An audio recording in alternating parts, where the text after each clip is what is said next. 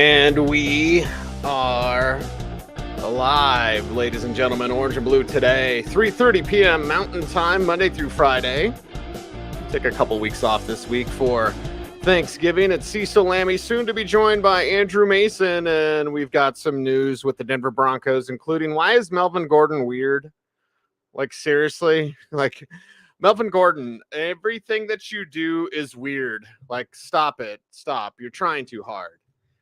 Melvin Gordon on his IG, as the kids call it, posted a farewell message. I don't know what his point was. Was he taking shots at Broncos country? I have no idea. But then again, he admits it's like, it wasn't the easiest 3 years. Dude, you're a professional. At least you're supposed to be. And with Melvin Gordon, it just never seemed like that. And then, of course, we get the picture of him as driving in a white Bronco like O.J. Simpson did years ago in 94 and getting chased out of town or whatever. Like, I don't know. It didn't make sense. It wasn't funny. I think it was just kind of stupid and unnecessary, as many posts on social networking are. But for Melvin Gordon, it's like, listen, dude, Philip Lindsay bothered you. Javonte Williams bothered you. Fumbling the ball bothered you. Like, everything bothered Melvin Gordon. And I'm like, just good riddance. Go on, please. Sign with another team. Go fumble away somebody else's chances. And, go on another podcast and complain and gripe and moan and everything about Broncos fans and Broncos country or whatever. It's just, I don't know. I try not to get my blood pressure up about, things that other people do. But the Melvin Gordon thing, it's just kind of, I don't know, a waste of time, right? Like, oh, Melvin Gordon, is he taking shots? I don't care. I'm glad he is gone. I'm glad the Broncos finally wised up and got rid of him. They should have never brought him back. Ever. They should have never signed him to begin with when Philip Lindsay was there, and Philip Lindsay could have handled it along with Royce Freeman.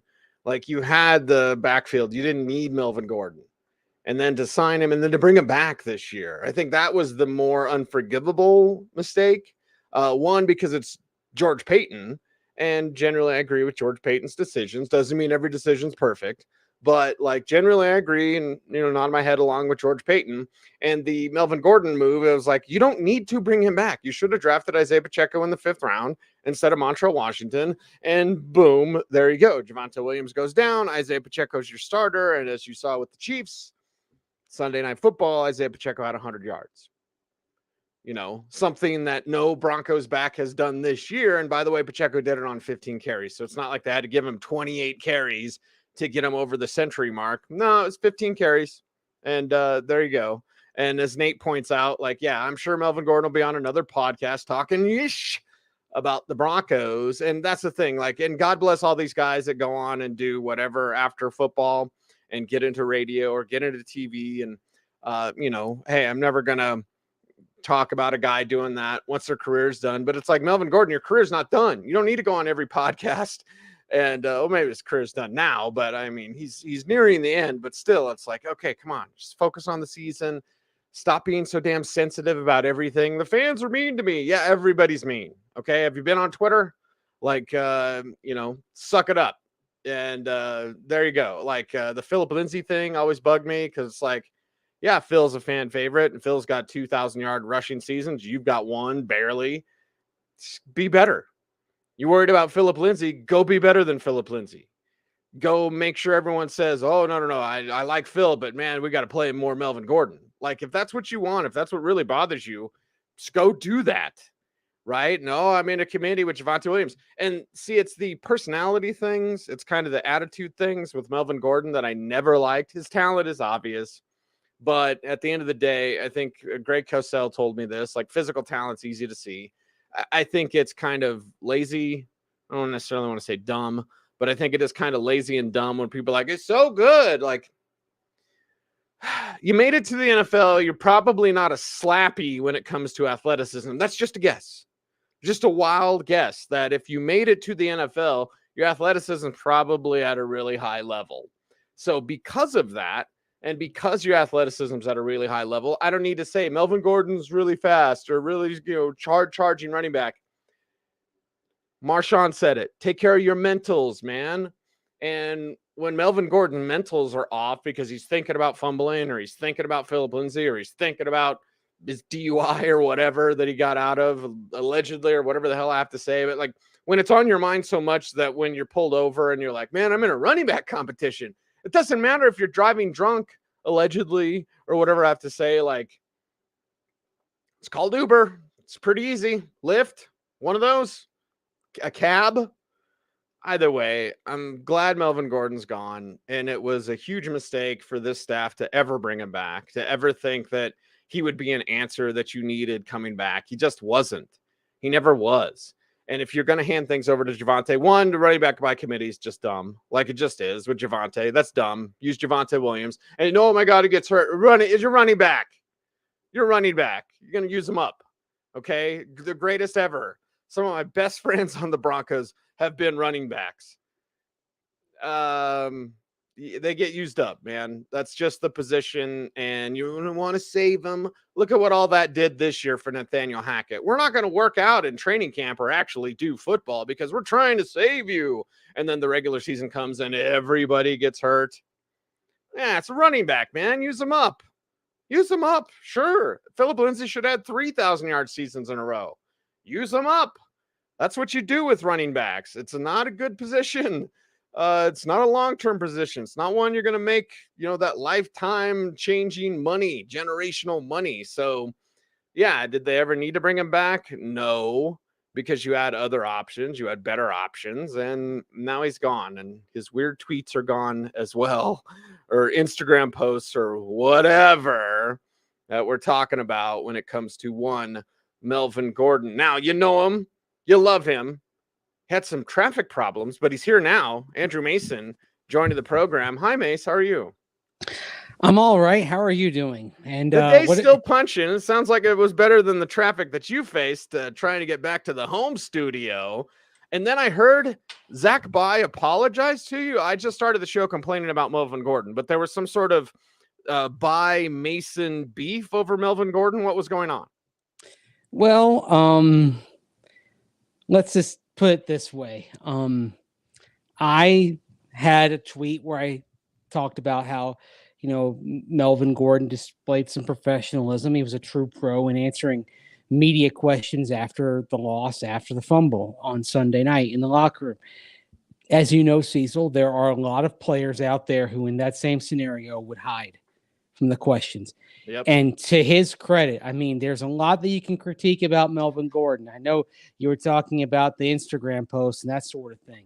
But the one thing that you can't deny is that he always was stand up in terms of getting up there and answering questions. There was one, obviously, remember after Las Vegas, I asked him a question. It was too much and he, left the stage. But, right. He was up there answering questions. There's a lot of guys that wouldn't have. And I praised him for that. And anyway, Zach puts up a tweet where he says, a quote tweet that he says, better be ready to debate tomorrow. I didn't see it. I wasn't even aware of it. I can't, Okay. I'm not one. I don't go active. I don't go into too much of a deep dive on Twitter for mentions, right? That's a good observation. That is a good thing to do. I've learned not to do that. I see if someone @s me, but a quote tweet I don't see. Anyway, on Monday, usually I appear on the Zoakley show, Stoke and Zach, at 1:30 Mountain Time. I had an appointment that I had to keep, and I couldn't do it. So, anyway, I inform the producer of the show that, hey, I've got an appointment, can't do that. And then Zach goes on the air and says, Mace canceled his appearance. Take that as you will.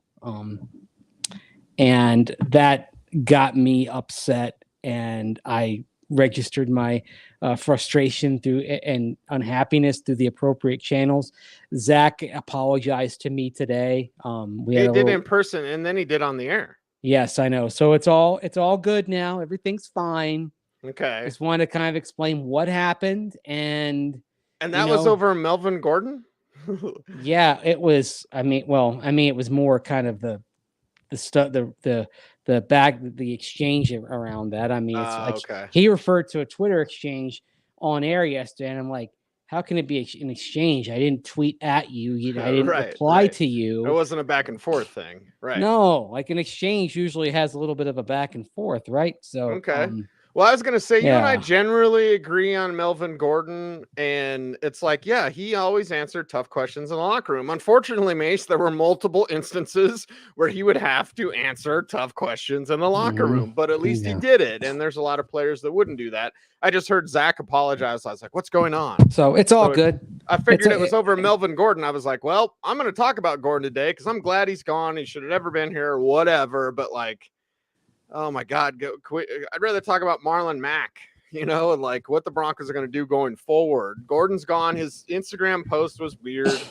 Like, don't reference OJ Simpson. Like, I don't know if he took shots at, Mace, I don't have enough calories in the day to burn them on. Like, what did Melvin Gordon mean by his Instagram? I could give a crap. I mean, you know what? I think he was trying to be lighthearted about it. I mean, the exact wording that he put on that Instagram story was because, of course, there was the picture of him in a white Bronco. He cropped a picture of himself driving the white Ford Bronco. And by the way, Nate Albert says you don't want to see Mace angry. Yeah. And you know what? I have learned by and large, I occasionally slip up here. I have learned by and large if I can avoid reacting, having anything beyond what I see and what I feel when I'm angry, I do it. Like, I can tell you, if I had called up our fearless leader, Raj, and our program director at 104.3 The Fan, and if I had called right after I heard what Zach said yesterday, about, take that as you will.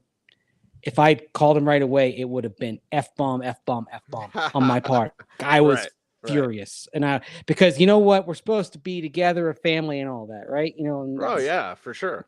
Anyway, and I appreciate the kind words on what we're wearing. So, Melvin Gordon writes, quote, "Boy, y'all fans was hell," crying emoji, LMFAOOO. "Thank y'all too, Broncos country. Let's at least laugh on the way out." I get what he's trying to do. I think he's trying, he'd rather laugh than cry. I think he's trying to be, like he's, like trying to laugh, trying to be lighthearted. It just didn't. It's almost kind of like a metaphor for the season to date. Like, he tried, just didn't work. You know? Didn't work. And I mean, now they've moved on. Look, he was actually pretty productive in the first 2 years he was here, right? I mean, he almost had a couple of 1,000-yard seasons. Last year, that platoon with him and Javonte was as good as there was in the league, right? He improved the team in the red zone. The reason why they brought him in 2020 was because running the ball and from the running back position in general, including pass catching, the Broncos were, if not the least productive, one of the 2 or 3 least productive teams in the previous few years in terms of red zone production from the running back position, right? So they brought in Melvin Gordon, who's historically been very good at that, and he delivered. He did. But this year, it was clearly in his head, because the thing that he always has done well is pass pro, and he missed on a couple of those on Sunday. So he's very no longer uncharacteristic, and he's even admitted on whatever zillion podcasts he's been on, like, it's in my head. Yeah, he's up in his headspace. The best thing for him was to move on. Look, and he was a guy that was liked in that locker room. If you look at that Instagram post, look how many of his teammates chime in and salute him and offer kind words. So, definitely liked more in the locker room than he was outside of the building, by Broncos fans. And I would also say definitely liked more by the beat media than Broncos fans. But oh yeah, for sure. Again, that's sort of the difference of actually. We're all suckers for players who are nice to us. Well, and I mean, I had on record conversations. I had off the record conversations with him. And honestly, he takes everything to heart, and that can be it's a double-edged sword, a detriment. Yeah. And I'm kind of the same way. And that's one of the reasons why he and I had some good conversations, especially this year in the locker room, was I think we're both kind of in that same realm. And I can empathize with him. I really can. It's just, I'm sad for him. It didn't work out, but maybe he'll get another shot down the line. We'll see. But going forward, let's focus on going forward. Latavius Murray is going to be the starter. I talked with Marlon Mack today. Marlon, I think Marlon is auditioning in the next few weeks here to be part of things next year. Mm-hmm. And I'll tell you why. I think Latavius Murray, we kind of know. I mean, he's a guy who's much closer to the end than the beginning of his career. He's good between the tackles, but you can see he's lost a step. This is not Latavius that ran over people 6 years ago that dominated against the Broncos. Marlon Mack is interesting because he's bounced around since he had that Achilles injury back in 2020. And he's never gotten the opportunity since the Achilles. Right. Before the Achilles, a very good back. I mean, before the Achilles injury, he was ahead of Jonathan Taylor when the Colts drafted Taylor, but they were looking at them as a 1-2 punch. Right. Well, then Marlon Mack ruptures his Achilles, and by the time he gets back, it's the JT show, right? So he hasn't had a real shot. I talked with him for a while today. Says it's the best he's felt since the injury. Felt like he was pretty well back last year, but now you're 2 years removed from it. He's been exposed to the kind of concepts the Broncos are running when he hopped through San Francisco for a bit. So he's been able to get up to speed. I'm real excited about what we might see from Marlon Mack. And the reason why I say it's not just about this year is, look, unfortunately, probably not going to see Javonte Williams right out of the gates next year. He tore 3 ligaments in his knee. Right. Best that case screams pup list. Yeah, it screams pup. Try to get him back around the 1st of November, maybe even a little later than that. And as a result, you're trying to figure out, how do we bridge this gap here? Could they draft a guy? I absolutely think they will draft a running back at some point. Maybe not on day 2, but I think at some point in the draft, they will add to that room. But Chase Edmonds, they trade for. He went on injured reserve, of course, today with a high ankle sprain. Chase Edmonds is probably going to be on this team next year. He's got another year left on his deal. Yeah, and he should be. And maybe they rework that number because it's $6 million next year. Right. He's probably going to be your third down back. So you're looking for somebody who can be your primary running back there at least for the first several weeks of the season. And if Marlon Mack can show he's all the way back and get back and show us the return of the Mack, the return of the 2018, 2019 Mack in Indianapolis, if he shows that, I think the Broncos might have somebody who could be their week 1 starter next year at running back. And you and I have Edmonds still serving the role as the number 2. Exactly. You and I have talked about how a lot of what we want to see is looking ahead to next year, looking over the horizon. Who's going to help this team when you start the 2023 season? And to me, Marlon Mack's one of those guys that I think really is going to get a chance to show that he can be in the Broncos' plans beyond this moment. Yeah, beyond this moment, and that's what we're watching for. We're also watching for the health status of Jerry Jeudy, not practicing on Tuesday. Again, Broncos' day off this week is Thursday. Mm-hmm. Don't know if I agree with that, Mace, but that's another story. So Jerry Jeudy not back out there. That's not a good sign. I know it's just the first day and Friday matters more, but kind of wanted to see if Jerry Jeudy could be out there today, and he wasn't. Yeah, he wasn't out there. KJ Hamler wasn't out there.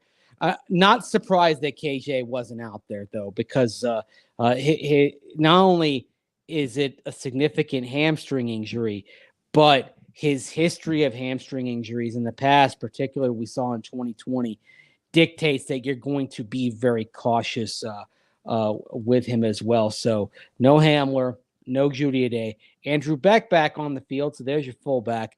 Randy Gregory still on injured reserve, and it's been a tough go for Randy Gregory coming off of that knee scope. And I think the Broncos and Randy Gregory himself hoped he'd be playing by now, but looks less likely that we're going to be talking about this game. And Maybe they get him back at some point in December. The dude definitely wants to be out there. I know that. All right. It is Orange and Blue today. It is Cecil Lammey. It is Andrew Mason. Jerome says, sounds like the Broncos culture needs to be changed. This is something that we've kind of danced around, Mace. Not that we have a bunch of time to get into it today, but it's something that we will be talking about kind of from here on out, and certainly in the offseason, about the culture change, because this isn't just one player. They're not one player away, obviously.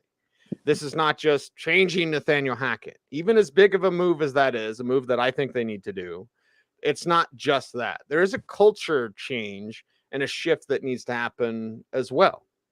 Yeah, and it's bigger than any one player. It's bigger than any one coach. And assuming they move on from Nathaniel Hackett, the Broncos need to not concern themselves with offense or defense. It doesn't matter if the coach is offensive or defensive. It doesn't matter if they're a play calling wizard or if they've got no experience play calling. You're looking for somebody that can build and develop a culture. And me personally, I'd like to see, if they move on from Hackett, somebody who has head coaching experience and has learned from that prior head coaching experience. But it's not going to be just on the coach. I think it's going to be interesting to see some of the moves the Broncos make in the coming off season, because if you've got issues of culture, that means you're thinking about everybody, right? And you're thinking about all the expiring contracts. And sometimes when you say, okay, we have got to fix the culture around here, sometimes the decision that gets made is, okay, player X is a capable starter, but we just need to have somebody different because we need to change quite a bit. I know change can lead to its own set of problems here, but look, you're about to have your 6th straight losing season.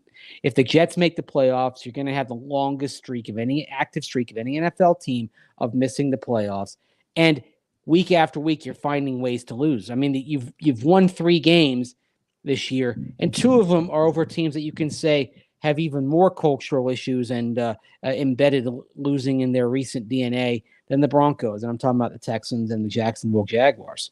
Right. So really, I mean, you beat in San Francisco, you beat them by 1. I mean, and it's, this is a team that they may have to accept the reality that even though they have Russell Wilson, they're quite a few tweaks away from being a team that can really challenge for things. And that may make this offseason very uncomfortable for some guys. So maybe even some established guys. It means that you're thinking of everyone, which means if you're Garrett Bowles, you're not safe. If you're Justin Simmons, you're not safe. Outside of Pat Surtain and Russell Wilson, because you paid him, like you're thinking of everybody. And I thought there was a CBS report that's like Aaron Rodgers and Broncos in 2023. I'm like, okay, I understand writing stuff for clicks, but like, come on. What are they talking about? Exchanging contracts? Basically? I have no idea. I didn't click on it because I was like, that's dumb. I'm not going to read it. That's dumb. I mean, that's well, I hate to say it, but they're Salud. Yeah, sneezing here. That's the problem with doing this live. Like if you sneeze, it ends up getting on there. There's no sneeze button. Although I could have muted you. I could have been nice. Anyway, Roadport asks a sappy this is a heck of a question. But how is covering a bad team for so many years? How do you keep yourself level-headed and focused on covering bad vibes without playing into it? Honestly, Mace, for me, and I believe we do a good show on this. I'm not going to break my arm patting ourselves on the back, but give me a sling. I focus on the football. And I understand as a talk show host, and there's time you got to say the controversial things. I understand that, but to me, it has to make football sense. I will not suggest or talk or entertain something like Pat Surtain returning kicks, because that doesn't make football sense. And I'm not taking a shot at D-Mac. I'd tell him straight to his face already. Like, no, that's absurd. Oh. Now it gets people talking, it gets people clicking, but I'm here to talk about football. That doesn't make football sense. So when stuff is down, and it's been really good for us. When both of us started, I started in 2004 as my first credentialed Broncos, blah, blah, blah. So you and I have been around about the same amount of time. Yeah. In working for various outlets. But for me, Mace, we've been through some really good stuff. Through the bad stuff, I just focus on the football. Yeah, it's funny, like with D-Mac, like as I said to him, it's, you have all these ideas that are just kind of chasing rainbows. I mean, they don't have any basis in reality. Pat Surtain is not going to be returning punts. He has not returned punts since high school. It is a terrible idea, but next. Although I did joke with him last week that now that after Jeff Saturday started off 1-0, every bonkers idea, I guess, has its moment in the sun now, because we literally can pluck a coach out of the broadcast studio and who's only coaching experience in high school, and he can go be a head coach and actually win the first game. But he can do something that Nathaniel Hackett couldn't do, beat the Raiders. Yeah, right. But how to keep level head? I'll tell you what, it's getting tougher. Because you have to get there and sit down and write, or get on camera and talk, or get to the microphone and talk, and it becomes very hard to have something new, because it's the same type of things. The details are different.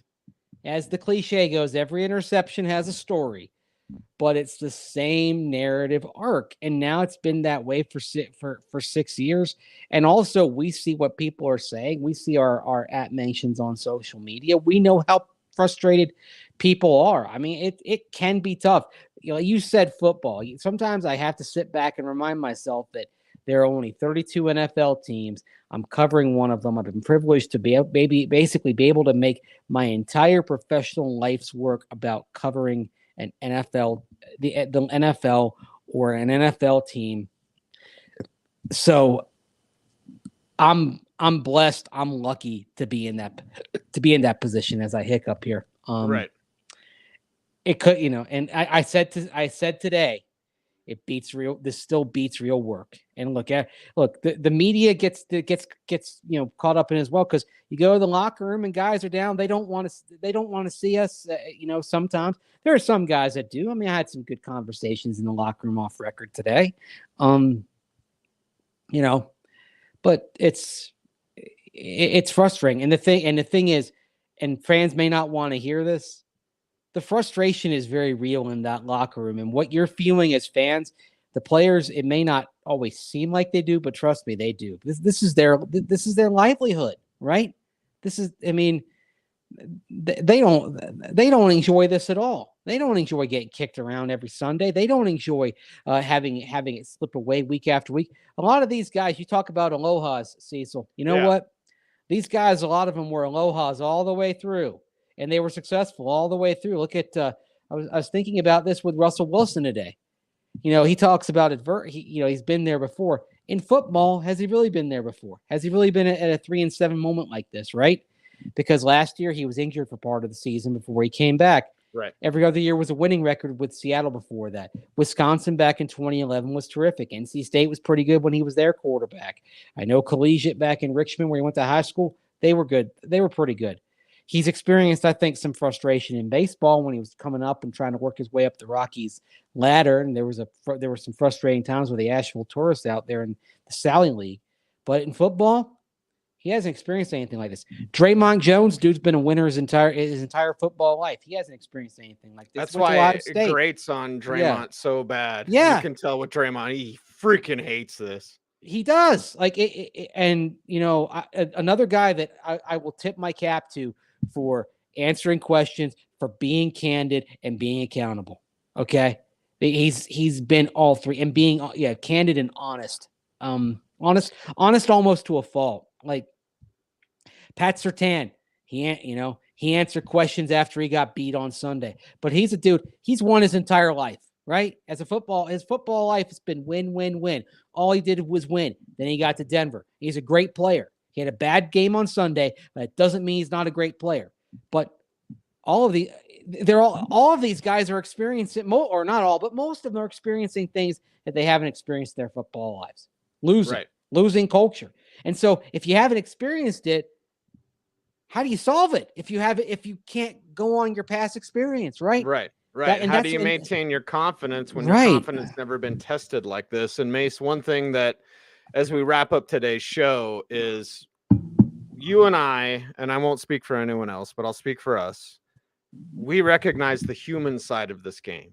Yeah. Like, these guys are names on a jersey or helmets or whatever. They're real people, and they're real people to us because we see them. We Yeah. see them in sometimes their most, behind the scenes type of moments. So as long as you remember the human side, it sucks. This sucks, but you and I love this team too much. We love this fan base too much. We're Mhm. always going to shoot it to you straight. We're not going to be overly dramatic. People respond positively to positivity, and we will maintain that while also being critical.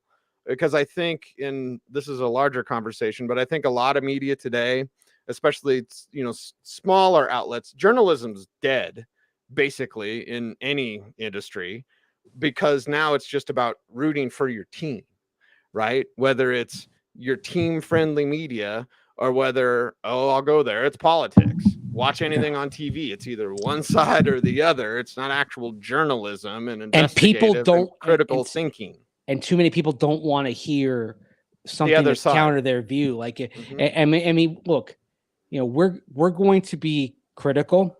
We're going to be honest, but here's the thing. When we critique, don't let it get personal, right? Right.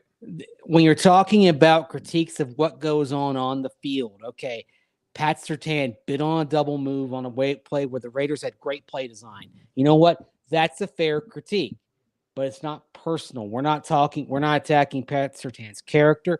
We're not attacking his effort. We're just talking about a mistake that he made that happens in the course of a football game that happens out there. And that is, like, I think, a key for both you and I. And I think it's something a lot of media should to take into account as well. Don't let it get personal. Maybe you can kind of get frustrated deep in your soul a little bit, but don't let it carry over. And I think, and I'll say this, I think some of the critiques of Melvin Gordon out there got personal. For sure. Yeah. And I think, and that's something that I think was unfortunate. I don't know if you were there, but I'll never forget the Bengals game in 2017, and CJ Anderson has a fourth quarter fumble, and the Bengals go on to win that game. And that dude, he was crying at his locker after the game. Oh yeah, I was Man, all I want to do was give him a hug. Yeah. Like, and because tell it him, means so much to him. And it means something to Melvin too. Yeah, look at Draymond laying on the field after the game. That dude was absolutely gutted. Yes. By what happened. Yep. Yeah. And these dudes, week in and week out, they're gutted because every ounce of their effort goes into it, and you're not getting the results. You're not getting the spoils of victory for the work. It's a zero-sum game. Only one team wins at the end of the day, unless you have a tie, and then nobody feels good. Everyone just kind of feels meh. That's anyway.